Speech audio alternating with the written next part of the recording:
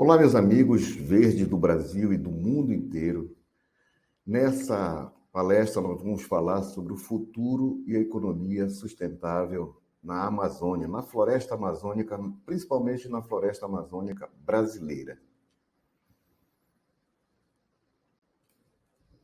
Primeiro, eu queria agradecer ao Global Greens por abrir esse espaço para ouvir a voz da floresta, né?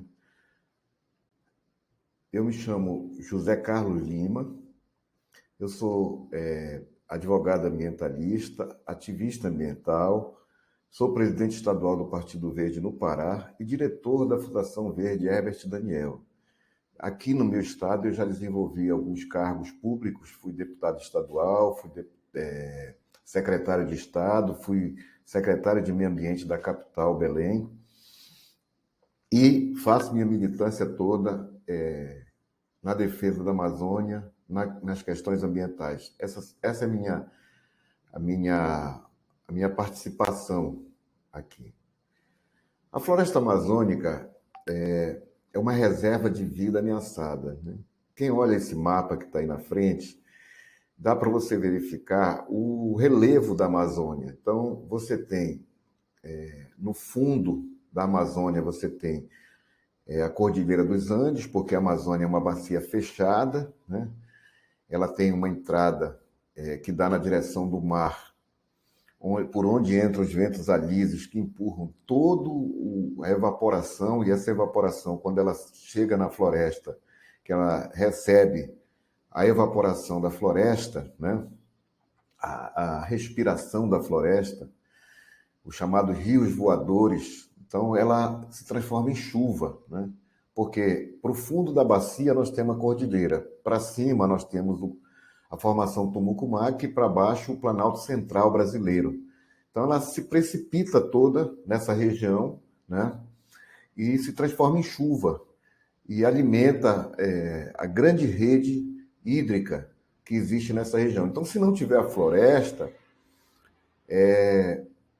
toda essa terra, o solo da Amazônia, ele vai sendo levado pelas águas até em direção ao mar. Então, o solo dessa região é muito pobre, né? Mas esse sistema hídrico, né, natural, ele é o responsável pela criação de vidas, de muitas vidas, de novas vidas. Então, a importância da floresta amazônica é fundamental, porque ela é uma reserva de vida ameaçada. A floresta amazônica, ela começou a ser devastada muito fortemente durante o processo de ditadura militar do Brasil. Os militares brasileiros, com o discurso de que a Amazônia é nossa, que o mundo não pode interferir, que isso fere a soberania do Brasil, né?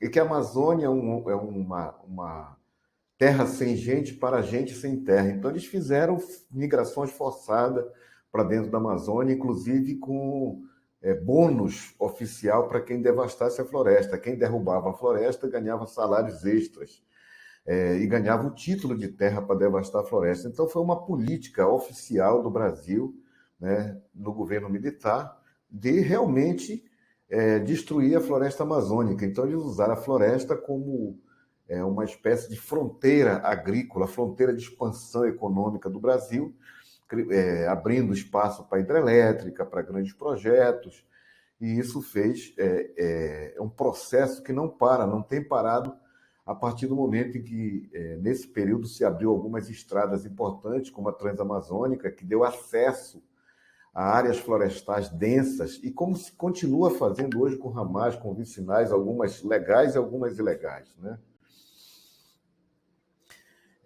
Nós temos na Amazônia pelo menos 4 vilões da floresta amazônica, 4 vilões, né? Um deles, o primeiro que eu queria abordar, é a quadrilha de madeira.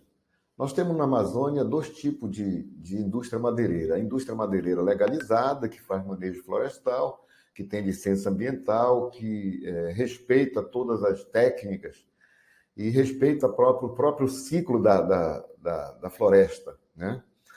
Mas a maioria do desmatamento na Amazônia é feito por quadrilhas de madeireiro, né? Eles entram na região pelas estradas abertas, pelas vicinais, que são estradas secundárias, e vão alcançando, ou eles mesmos fazem estrada por dentro da floresta e vão alcançando o estoque de madeira nobre. Então, eles tiram toda a madeira nobre. Depois que eles tiram essa madeira nobre, eles esquentam a documentação com corrupção, com fraude mesmo, né? E com a passividade de parte dos órgãos ambientais, os órgãos do governo, os órgãos governamentais. Então, eles esquentam essa madeira tirada de forma ilegal e fazem exportação para países que compram madeira nobre da região amazônica. Então, são verdadeiras quadrilhas que roubam. E depois que eles tiram a madeira toda, vai-se então para o processo de retirar totalmente a floresta secundária para, em seguida, transformar aquela área em área de pastagem ou área para plantio de soja, plantio de grãos, principalmente soja na região amazônica. E com o processo de grilagem de terra, porque a maioria dessas terras são terras da União, são patrimônio público. Então, eles fazem isso com apoio político, apoio de grupos políticos locais e apoio apoio até oficial governamental, que depois vem por trás e faz a legalização. Um segundo grupo que trabalha devastando a Amazônia são os garimpeiros, os garimpos ilegais, né? É proibido no Brasil garimpar em terra indígena. Existe todo um processo, você precisa de uma legislação que até hoje não foi feita no Brasil, né? Mas os garimpeiros, eles entram principalmente na área florestal, em terra indígena, e alcançando os leitos dos rios para garimpar. Então, o garimpo é ilegal. O ouro também passa por um processo de esquentamento de documentação, então eles vendem o ouro como pesquisa, fazem pedido de concessão de pesquisa para áreas próximas das áreas ilegais, e por dentro dessa documentação eles passam o ouro, e o ouro chega no mercado legal, mas inicialmente começando pela essa ilegalidade. E o processo é muito rudimentar, né? Apesar de ter, em algumas regiões, ter equipamentos caríssimos, dragas caríssimas que puxam e sugam o leito do rio. Eles sugam o leito do rio, o cascalho todo vem e passa por umas peneiras especiais. O que fica na peneira, eles jogam o mercúrio para agregar o metal, e esse mercúrio se dissipa no ambiente, contaminando peixe, contaminando pessoas. Muitas aldeias indígenas, muitas etnias estão completamente contaminadas por esse processo do mercúrio utilizado na região. E para trás eles vão deixando a devastação do rio, matando espécies. Então é um crime absurdo que conta também com a conivência governamental. O terceiro problema na região amazônica são o que eu chamo de vilões da Amazônia, que é o boi, a soja e o minério, que é um modelo econômico que foi implantado desde o governo militar e que continua em vigor até hoje, inclusive porque gera imposto rápido para os governos locais, né? Então você tem o boi, por exemplo. O boi é incompatível. Para você criar boi na Amazônia, tem que tirar a floresta. Então, quem permite a criação de boi na Amazônia está conscientemente retirando a cobertura florestal. E às vezes vem uma justificativa de nós estamos usando área degradada. Então, o madeireiro vai, invade a floresta, degrada a área, e aí, como ela já está degradada, e vem a desculpa que você pode usar essa área para fazer produção, para você dar um destino produtivo para aquela área, quando na verdade é um engodo, porque tudo é uma cadeia de destruição. Então, criar boi na Amazônia destrói a floresta, porque é incompatível criar boi com a floresta, plantar soja na Amazônia também. E a cadeia mineral na Amazônia é uma cadeia que concentra renda, é um modelo que não gera emprego, né? E que usa todo o mineral da Amazônia de forma bruta, sem que haja uma verticalização para gerar emprego e gerar renda aqui no local. E os mineradores sempre dizem, onde está o minério está a pobreza, onde está o minério está a pobreza. O minério só rende dividendos fora da mina, em lugares muito distantes, onde está o mercado e não a mina, né? Então, todo lugar que tem minério, ao redor, você encontra realmente a pobreza. Então, esse é o terceiro modelo, né? E, em seguida, nós temos as consequências perversas dessas três situações, desses três fatos graves que eu relatei, que é a pobreza, né? No Pará, só no Pará, são 3,5 milhões de pessoas com um rendimento de menos de meio salário mínimo. Então, a região da Amazônia é uma região de muita pobreza, de muita desigualdade, porque há uma brutal concentração de renda na mão dos barões do minério, dos barões da madeira e das grandes empresas mineradoras. Então, a consequência desse modelo para a Amazônia é a geração de pobreza e desigualdade, né? Então, essa é uma consequência perversa desse modelo econômico aqui na Amazônia, né? Qual é a importância da floresta amazônica? A floresta amazônica precisa ser preservada, por quê? Porque ao retirar a floresta, você altera o funcionamento dos ecossistemas. Todo mundo sabe disso, toda a ciência sabe disso, toda a academia sabe disso. E faz alteração climática, tanto para o Brasil quanto para o mundo. E nós estamos aí com as emergências climáticas dizendo que nós não podemos, de forma nenhuma, negligenciar com esses grupos criminosos, com essa política conivente, com os erros que estão acontecendo na região amazônica. E a degradação com a ameaça dos habitats, das espécies, e com a ameaça desses animais, tá certo? Então, essa é a primeira importância da preservação da Amazônia. A segunda são os prejuízos econômicos e sociais para o ambiente. Então, você gera pobreza, gera desigualdade, gera destruição, perde biodiversidade, perde talvez até elementos químicos, ativos químicos, né?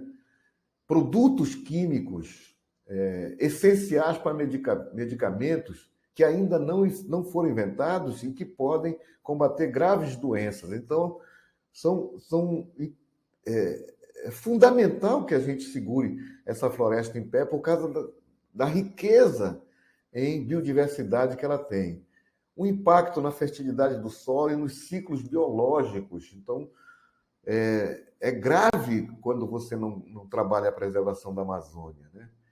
O aumento dos gases que colaboram com o efeito estufa, o aumento de mortes e doenças respiratórias em pessoas e animais. Aqui na floresta amazônica tem alguns vírus ainda desconhecidos. Se a gente está hoje nessa pandemia mundial, enfrentando um vírus como o coronavírus, você imagina o que tem de vírus ainda desconhecido no interior da Amazônia, né? Vírus que causam gripe maculosa. Hoje, alguns já são conhecidos como o da dengue, da malária, mas tem alguns vírus transmitidos por animais que ainda sequer foram pesquisados e que é muito grave se a gente não tomar conta disso, né? Uma das consequências graves na região amazônica ofende diretamente os jovens da Amazônia, não só os jovens das aldeias indígenas, mas os jovens das periferias da grande cidade, porque nós temos um déficit de emprego muito alto, o setor produtivo da Amazônia é restrito, não gera emprego em quantidade suficiente para o número de pessoas em condições de emprego. Nós vivemos um bônus demográfico na Amazônia com uma quantidade muito grande de jovens e de pessoas adultas em condições de emprego, né? E sem ter oferta de emprego para isso, o que gera na região amazônica é a criminalidade e a baixa escolaridade do povo da nossa região, né? O futuro da Amazônia, o que fazer para salvar a floresta? Nós precisamos muito, muito de pressão sobre o governo brasileiro. As organizações governamentais que atuavam na Amazônia com grande força foram completamente dizimadas nesse primeiro governo que nós tivemos aí, de um governo conservador e liberal. Então, o primeiro momento que eles fizeram foi destruir completamente a relação do governo com as entidades não governamentais, com as ONGs, enfraquecendo essas ONGs que passaram a não ser porta-voz das pautas que elas defendem. Então, elas perderam a possibilidade de falar, de dizer, de pesquisar, de gritar. Então, nós precisamos de uma pressão muito grande sobre o governo brasileiro para que ele proteja o bioma. Nós precisamos que o governo brasileiro seja instado a dar autonomia aos órgãos de comando e controle, que são os órgãos que fazem a fiscalização e o controle ambiental na região amazônica, como o IBAMA, o ICMBio, os organismos estaduais, né? O Sistema Nacional de Meio Ambiente, o SISNAMA, o Conselho Nacional de Meio Ambiente, tudo isso foi sucateado e destruído nesse período que nós estamos vivendo aqui na região. A proteção especial das unidades de conservação e das terras indígenas. O último governo parou. Já era difícil anteriormente convencer os governantes no Brasil a decretarem unidade de conservação de biomas importantes que não podem ser tocados, que têm que ser preservados, e principalmente das terras indígenas. A demarcação de terra indígena no Brasil sempre foi problema.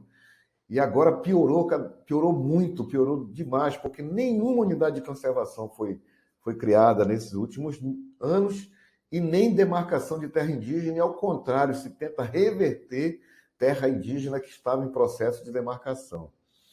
É preciso também investir em tecnologia, em apoio à economia das populações tradicionais. Nós temos um conhecimento ancestral muito forte aqui na Amazônia. As pessoas sabem como manejar com os produtos, com as ervas locais, né?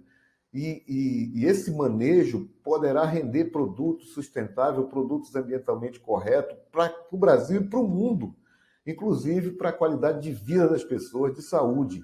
Então é preciso apostar em tecnologia para que as populações tradicionais, as populações ribeirinhas, elas possam ter ganho suficiente para não ser cooptado pelos madeireiros, pelos garimpeiros, e se transforme em agente dessa destruição do bioma que elas ajudaram a preservar durante tantos anos, né? A pesquisa na Amazônia, transformar o conhecimento dos ancestrais em produtos exportáveis é fundamental. Aumentar os gastos por estudante na região, ofertar cursos profissionalizantes através dos mais jovens, né? Então é preciso investir em pesquisa, investir em conhecimento, investir em tecnologia na Amazônia, e isso vai fazer a Amazônia realmente combinar preservação, uso sustentável com dignidade da pessoa humana. Então eu finalizo essa minha palestra pedindo a vocês um grito pela Amazônia. Vamos salvar a floresta.